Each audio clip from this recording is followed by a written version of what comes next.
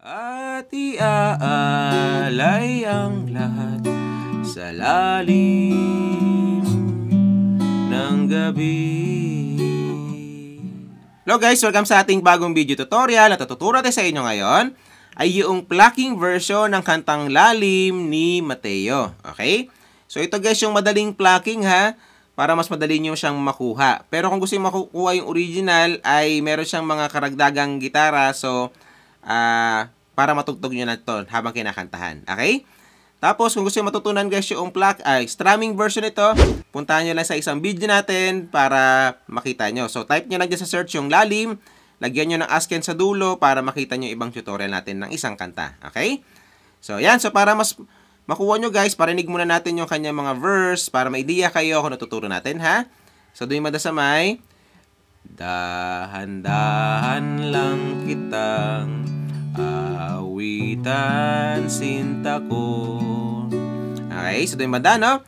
So, paano yon? So, yung mga chords muna natin, guys. Para sa mga verse ay D major 7. Ayan, so yung D major 7, guys, ay ganito lang. So, ibitin nyo lang yung simula 3rd string hanggang 1st string, ganyan. Tapos, D major 7 uli. Pagkatapos nun ay pupunta kayong B minor 7. Ayan, yung B minor 7 guys ay bar chords yan siya ha. Pero kung hindi nyo kaya yung bar chords, pwede namang ito, tanggalin nyo lang to ganyan. Na? Pero isa lang din naman yung dadagdag nyo, practicein nyo na. Na? Ayan, B minor 7, tapos B minor 7 uli. Tapos ito yung pinakamahirap guys, yung E minor 7. Ayan. Ayan, ang hirap diba? Isang daliri lang. So ito ay nasa 5th string. Ayan. Tapos E minor 7 uli. Tapos A7.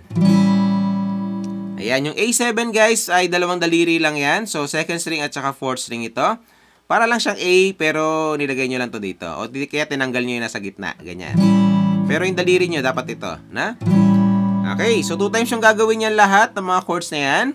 Pag nagawa nyo ng 2 times ay tapos na yung mga verse. Okay?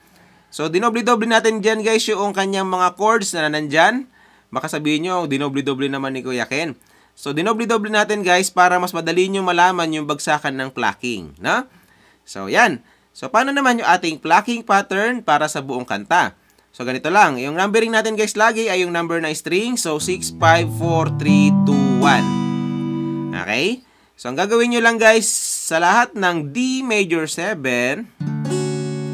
ay ganito. 4, tapos 3, and then 2, 1. Pag nasa open and close parenthesis guys, sabay nyo kakalabitin ha. 2, 1. Tapos 3.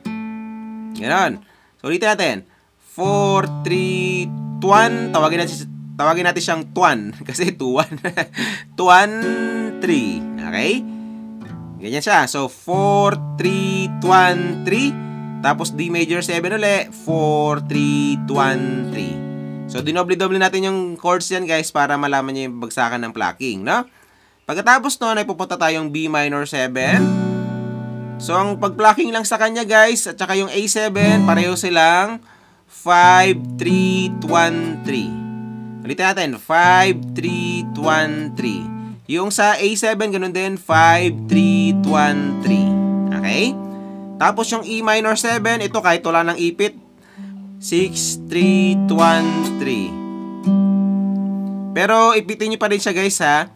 Yung E minor 7, ipitin nyo pa rin to. Baka sabihin nyo kasi hindi naman siya tinatamaan po Kuya Ken eh. 6, 3, 1, 3. Pero ipitin nyo pa rin siya kasi pag tinamaan yung 5th string, pag ganyan nyo, maganda pa rin yung tunog. Kaysa sa ganyan. No? Ganyan. Ipitin nyo pa rin. 6, 3, 1, 3. Okay? So, ganun siya guys, no? Pag makuha nyo na yan, matutugtog nyo na yung buong kanta. So, para mas makuha nyo siya guys, kanta natin, no? So, pwede nyo ako sabayan. So, dahan-dahan lang kitang aawitan sinta ko sa pagsapit ng dilim na tayo'y magkapiling. Tapos, pangalawa na, o sa himig na ito ako'y matututong ipagkatiwala sa ang buong ako. Okay? So, yan. So, ganun nakadali yung kanyang mga verse. Okay? So, kayo malito guys sa boses ko ha. Binababaan ko lang talaga kasi para hindi tayo makopyright. Okay. So, after nun ay pupunta na tayo mga chorus. So, doon ay mata sa may hayaang malunod sa iyong pagtingin. Okay, so doon banda, no? So, paano yon? So, yung mga chords na natin, guys, para sa mga chorus ay B minor 7. Tapos, ito yung bago, guys. B flat. Yan, B flat. Pero kung hindi nyo kaya yung B flat, guys, kayanin natin. Hindi pala siya pwedeng i-shortcut kasi, plucking, no? Yan. Pero kung kaya nyo yan. Ganitoin nyo lang, na? So, yan, B flat. Yung B flat, guys, ang pag-plucking sa kanya, pareho lang sa B minor 7. Tapos, D major 7, and then A7. So, nilagyan ko dyan, guys, ng 1, yung A7 na nandyan. Isang strum down lang yan dyan. O di kaya, isang ganyan. Isang ganyan. Isang pinch na ganyan. Ha? Simula sa 5, tapos yung 3, 2, 1, isang pinch na ganyan. O di kaya, isang daliri lang sa baba, ganyan. No? Basta merong 1, isang pinch lang na ganyan. Okay? Tapos, pupunta kayong D major 7, tapos B minor 7, and then E minor 7, tapos A7. Okay, so same pa rin yung kanyang plucking pattern. Kanta na natin siya para mas makuha nyo. So, hayaang malunod sa iyong pagtingin.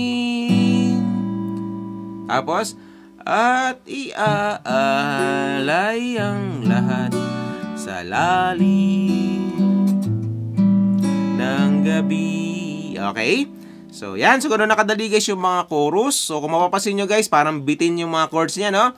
So, ang karugtong kasi nyon ay interlude na kagad. So, ang mga chords nun ay D major 7. Halimbawa, gabi, D major 7, D. Tapos, B minor 7, E. Pinagpatuloy yung gabi. Tapos, E minor 7. Tapos, A7. Okay? So, yan. So, ganun nakadali guys yung mga interlude. So, after nun ay babalik na naman kayo mga verse. So, same pa rin yung mga chords niya. Tapos, chorus. Same pa rin yung mga chords niya. Tapos, interlude.